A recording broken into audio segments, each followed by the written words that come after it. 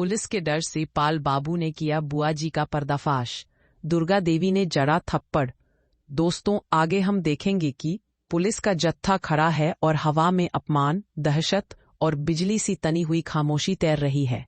Scene शुरू होता है जब पुलिस अधिकारी अमर दादा को धोखाधड़ी के इल्जाम में गिरफ्तार करने के लिए आगे बढ़ते हैं। अमर दादा, बड़े घर का संस्कारी और सीधा सादा बेटा, इस जिल्लत को एक पत्थर की मूरत बनकर सह रहा था। उसकी पत्नी चारुलता जमीन पर घुटने टेक कर रो रही थी। उसके होठों से बस एक ही शब्द निकल रहा था, बेकसूर।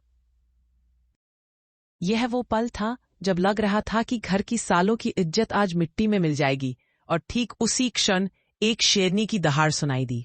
छोटी बहू अहाना, जिसने अब तक सब कुछ चुपचाप देखा था, एक तूफान की तरह सामने आई।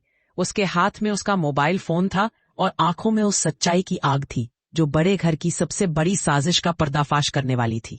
अहाना ने इंस्पेक्टर के सामने वह वीडियो और ऑडियो रिकॉर्डिंग रखी जिसने पूरे दृश्य को पलट दिया।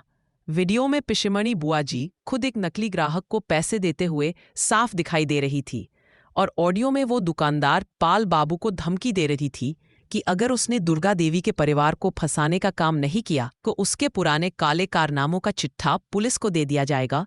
पिशिमणी का साजिश का यह जाल सबके सामने तार तार हो गया। लेकिन कहानी में असली मोड़ तब आया जब पुलिस अधिकारी ने पाल बाबू को धमकी दी कि पुलिस को गुमराह करने और एक निर्दोष व्यक्ति पर झूठा इल्जाम लगाने के लिए अब उसे गिरफ्तार किया जाएगा। पाल बाबू, जो अब तक अपने पैसों के अहंकार में चूर था, मौत के डर से कांपने लगा। उसकी सारी अकड़ हवा हो गई।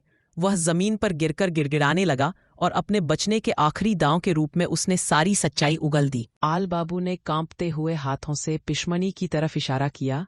साहब, ये बुआ जी है। इन्होंने ही मुझे पैसे दिए थे। इन्होंने ही कहा था कि दुर्गा देवी के बनाए मूर्तियों के कारखाने को बर्बाद करना है। इन्होंने ही उन मूर्तियों को तुड़वाया ताकि मुझे झूठी शिकायत करने का बहाना मिल जाए। यह सुनकर पूरे घर पर जैसे गाज गिर गई। सबसे ज्यादा गहरा सदमा दुर्गा देवी को लगा। उनके चेहरे का रंग उड़ गया और उनके हाथ से पूजा की थाली फिर से नीचे गिर गई। इस बार यह कोई अपशकुन नहीं, बल्कि सच्चाई की कड़वाहट थी। दुर्गा देवी ने अपनी ननद को देखा, वही ननद जिसे उन्होंने अपनी कोख से जन्मी बेटी से भी ज्यादा प्यार दिया था, जिस पर उन्होंने आंख बंद करके भरोसा किया था। आज वही ननद उनके बेटे को जेल भिजवाकर उनकी सालों की मेहनत से खड़ी की गई इज्जत को बर्बाद करने की साजिश रच रही थी। दुर्गा देवी के अंदर का गुस्सा एक ज्वालामुखी की तरह फूटने लगा।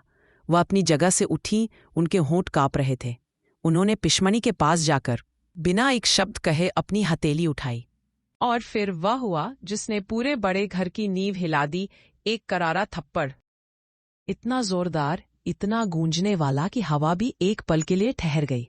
ये थप्पड़ सिर्फ गाल पर नहीं पड़ा था, ये पड़ा था पिशिमणी के अहंकार पर, उनकी मक्कारी पर और उस विश्वासघात पर जो उन्होंने अपने ही परिवार के साथ किया था। पिशिमणी अपना गाल सहलाती हुई, उनकी आंखों में अब नाटक के आंसू नहीं बल्कि पहली बार अपमान की कड़वाहट था। दुर्गा देवी ने अपनी आंखें लाल करके पिशिमणी को घूरा। उनकी आवाज में वो ताकत थी जो सालों के संयम के बाद बाहर निकली हो। पिशिमणी, तूने ये क्या किया?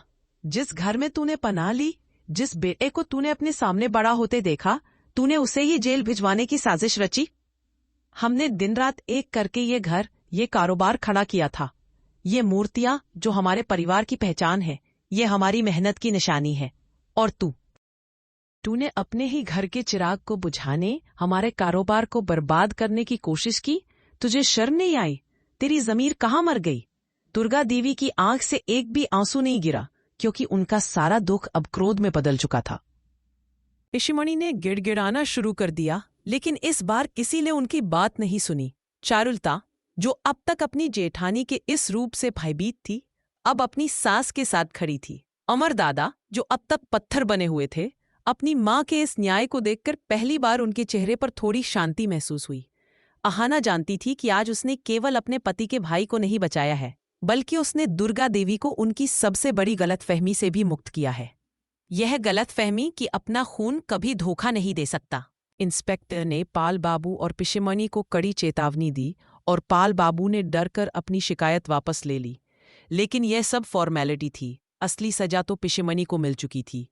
वह थप्पड़ उनके गाल पर नहीं बल्कि उनकी आत्मा पर पड़ा था, जिसने उनके सारे घमंड को चकनाचूर कर दिया। पुलिस के जाते ही घर में एक अजीब सा सन्नाटा छा गया। पिशिमनी जमीन पर बैठी हुई, अब अपनी हार का बदला लेने के लिए मन ही मन आग उगल रही थी। वह जानती थी कि यह तो बस शुरुआत है और अब इस घर में बदले का एक ऐसा हाई वोल्टेज ड्रामा शुरू होगा जिसकी किसी ने कल्पना भी नहीं की होगी। यह कहानी अब सिर्फ पारिवारिक ड्रामा नहीं रही थी, यह बन चुकी थी दो बहुओं की सच्चाई और एक ननद के विश्वासघात के बीच छिड़ी खुली जंग। तो चलिए देखते हैं आज के एपिसोड, जहां घर की मुखिया दुर्गा देवी का सख्त शासन चलता है। वहां परिवार की बहुएं, खासकर छोटी बहू अहाना के नेतृत्व में मिट्टी की मूर्तियां बनाने का एक नया काम शुरू करती हैं।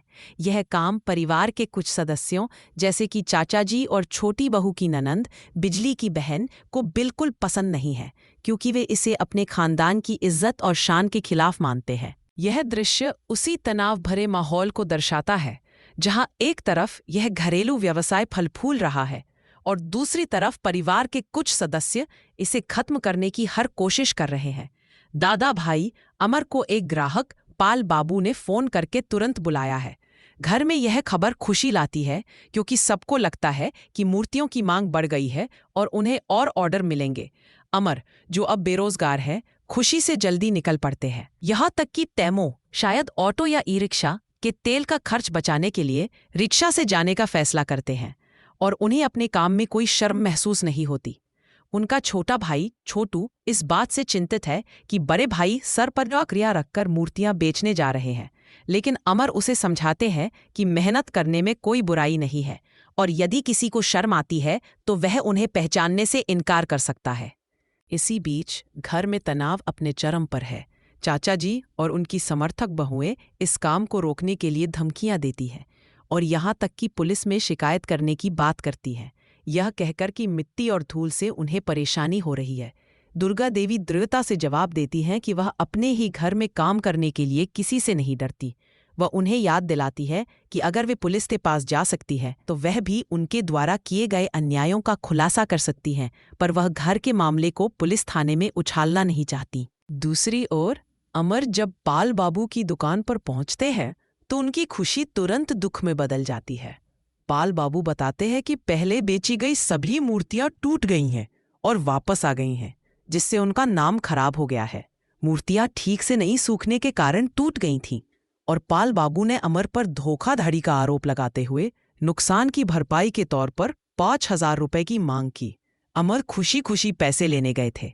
अचानक से एक बड़े नुकसान के बोझ तले दब जाते हैं और उन्हें बिना पैसे के वहीं रुकने पर मजबूर होना पड़ता है। पाल बाबू उन्हें धमकी देते हैं कि अगर वह पैसे नहीं लाए तो उन्हें रात भर दुकान में बंद रखा जाएगा। घर पर परिवार की महिलाएं इस बात से अनजान अगले ऑर्डर और मुनाफे का हिसाब लगा रही हैं। वे भविष्य की योजनाएं बना रही हैं, जैसे कि काम को बढ़ाने के लिए पड़ोस की महिलाओं को बुलाना और एक पूजा रखना। छोटी बहू आहाना बिजली की बेटी की शिक्षा की जिम्मेदारी लेने का फैसला करती है और यह भी तय करती है कि अब वे अपने पति, जिसका नाम पोल्टू है जैसा कि बिजली की बात से पता चलता है, से कोई खर्चा नहीं लेगी।